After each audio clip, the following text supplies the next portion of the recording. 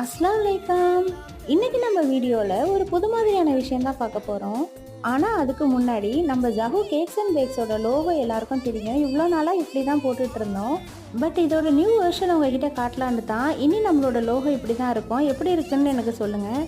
சரி வாங்க, நெக்ஸ்ட்டு நம்ம ஹோம்மேட் டோனட்ஸ் பற்றி பார்த்துட்டு வந்துடலாம். இது வந்து பேக்கரி டோனட்ஸ் ரொம்பவே சாஃப்ட் அண்ட் ஸ்பாஞ்சியாக இருக்கும்.